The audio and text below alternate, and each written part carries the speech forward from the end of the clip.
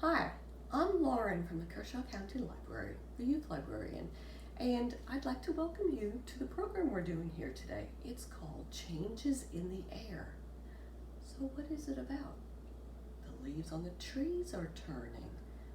I have about 3 science experiments to do with you about leaves and trees and 1 art program. And they all have come out of this book, which is brand new to our collection, called The Pocket Book of Backyard Experiments. Discover the Laboratory in Your Garden by Dr. Helen Pilcher. Go outside, collect some leaves, as many as you like, and follow along with me as we figure out what we're going to do with these leaves.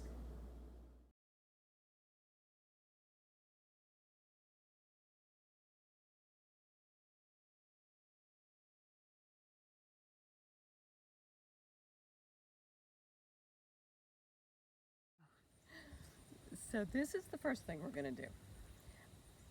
Let's figure out how tall this tree is. This is a live oak that I planted about 20 years ago. And let me show you how to do it. What you want to do is back yourself up to the tree. So now I'm going to step forward because what I need to do is see the top of the tree from between my legs. All right, let me try here. Can I see the tree? The top of the tree? No, so I have to keep walking. Where do I get to see the top of the tree? Maybe here? Keep your legs straight and bend over and look. Okay, that's it. Now, all we have to do is measure. We're measuring the distance from here to our tree trunk. Measurement equals 40 feet. So in order to figure out how tall the tree is, we have to do a little bit of math. We're going to think triangles. If this is the height of your tree, here's your tree, and this is where you walked to be able to see the top of the tree, you've just created this triangle.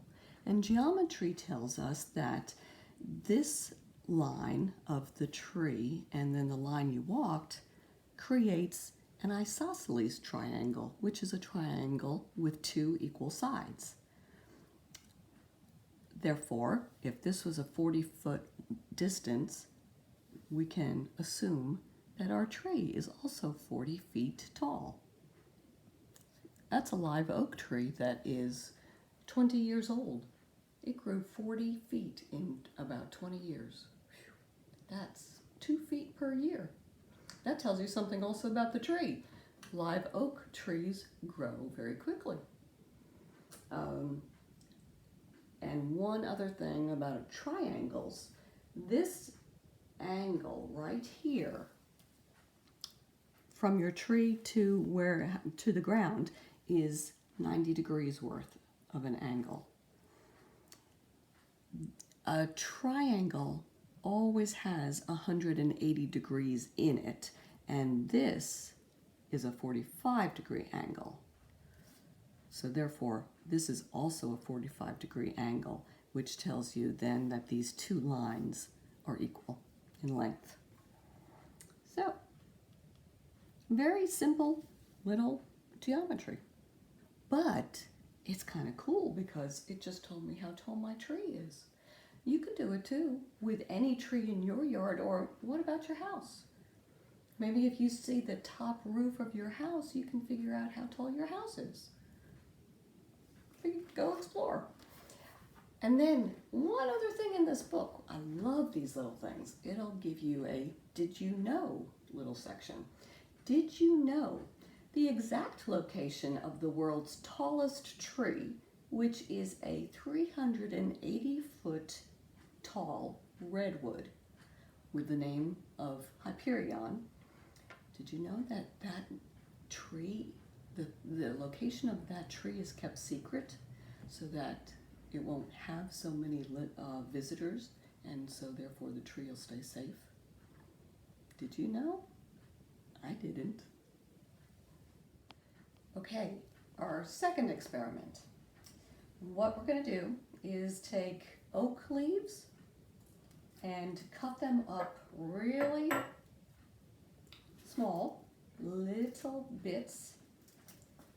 We're looking for a leaf that will drop from the tree in autumn. So maple works very well, the oak. All my maple leaves have already dropped, so I have no choice. We're happy using the oak leaves. Just cut them up small, stick them in the bottom of your jar. Actually, you know what? I'm going to cut up some more because we want to make sure that this works.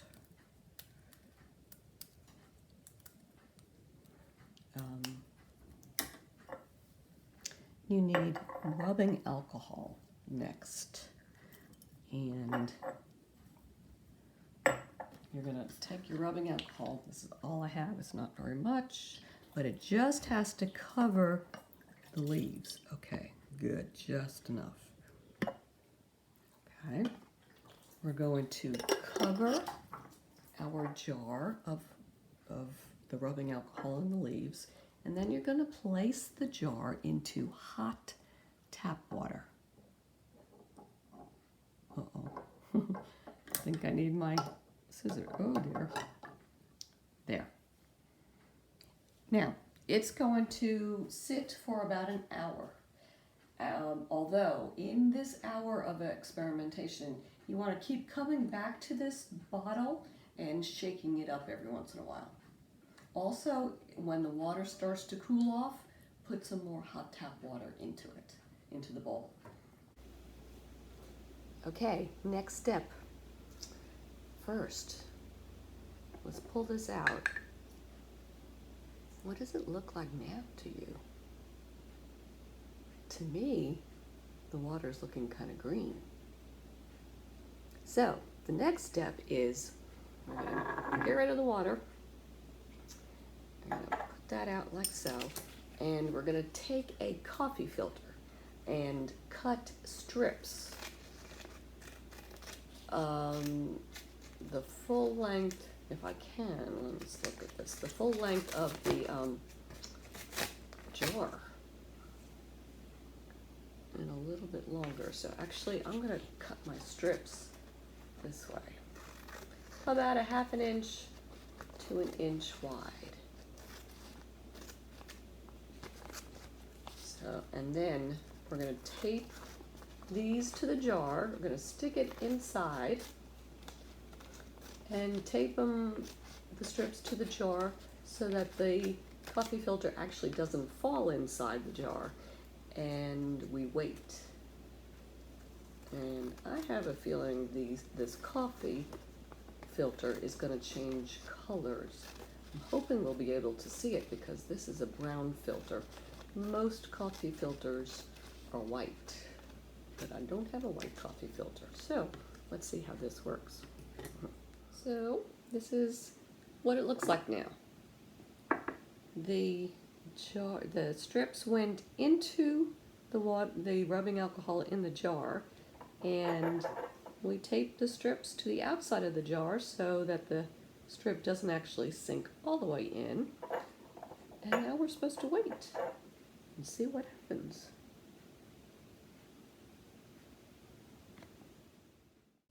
After 2 hours, I've pulled the strips out of the rubbing alcohol solution, and you can just barely see an orange stripe on the left-hand strip.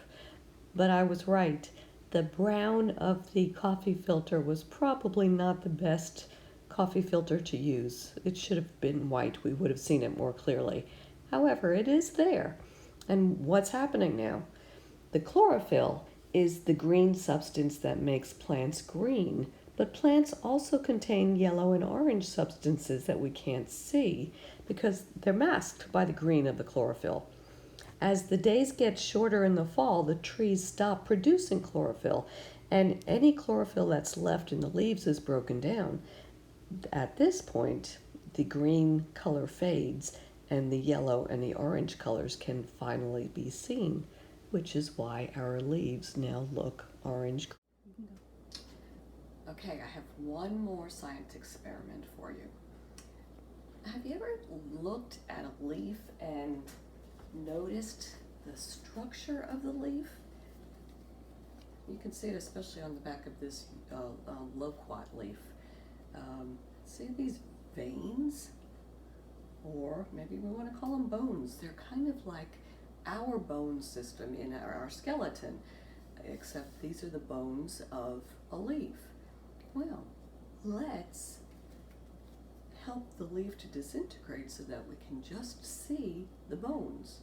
And what we need to do that with is 5 cups of water in an old pot, and you need sodium carbonate, which is washing soap, not laundry detergent, but a washing soap. And in this case, OxyClean is sodium carbonate and sodium precarbonate, so I think it'll work. But you need a full cup of this stuff in the water, and since this is only half a cup, I need 2 of them.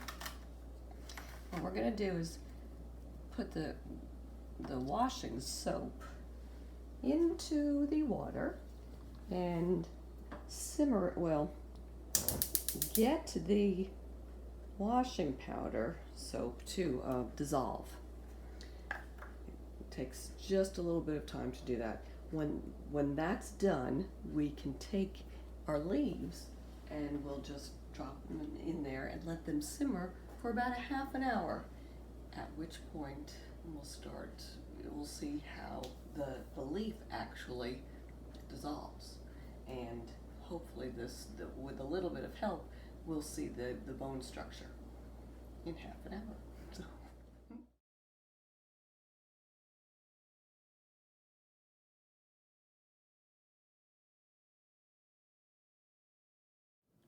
Okay, I think the leaves are now done.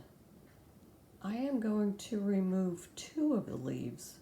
The magnolia leaf, the big one in the center, might not be done. I'm going to leave that in the pot for a little bit longer. But remove these 2 smaller ones and put them into a bowl of water, so for 10 minutes. And that way the sodium carbonate will be cleaned off, and it will be ready for us to turn it into a skeleton. The water will help soften the leaf just a little bit more, and then we'll pull the leaf out and put it on a paper towel to dry a little bit. Now I am trying to take the leafy part, the green, away from the bones, the skeleton of the leaf. And it's working, but it's very delicate, very, very delicate work. Well, I'll let you know what it looks like when I'm done. This was difficult. Just try it with a dry leaf from the ground. Save your washing soap.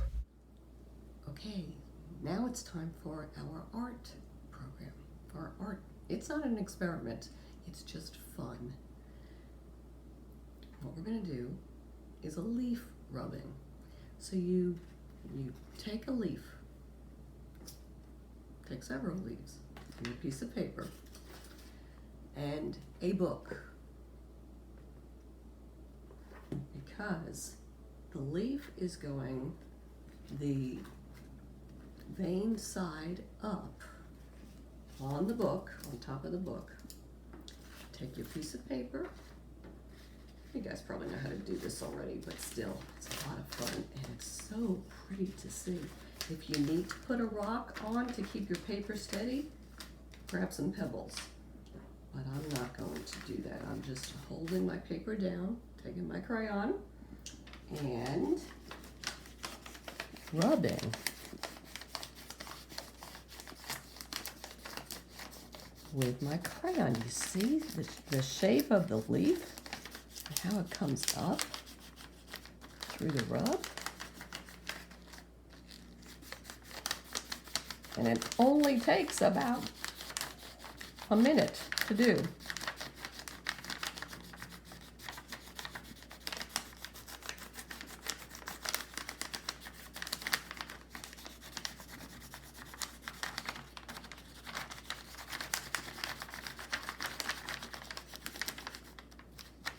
What we're going to do after this is make our own tree picture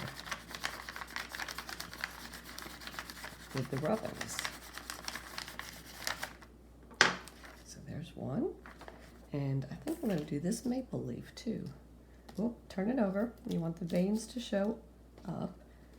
Do it right on the same piece of paper. I've got an orange crayon.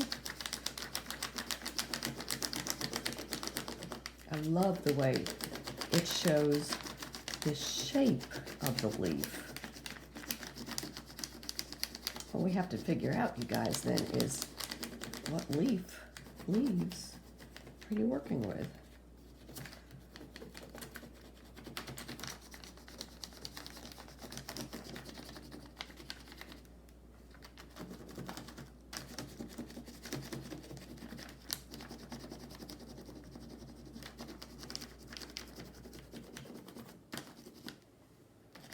This one didn't come out quite as nicely as the others.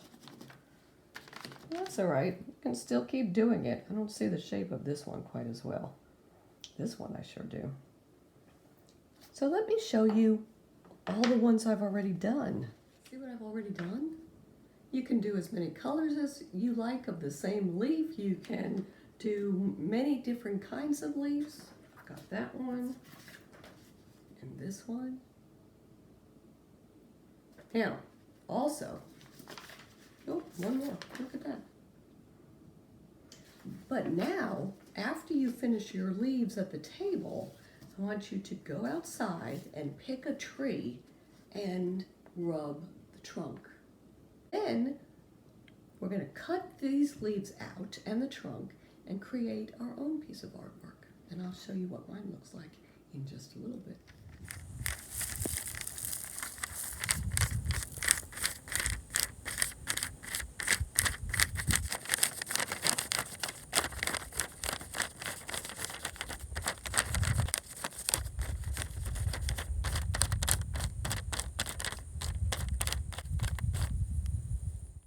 Here are the two trees I made after cutting out the leaves and gluing them to a sheet of paper. Thanks for watching. I hope you've had a great time here today and come to the library and check out the books. Thanks.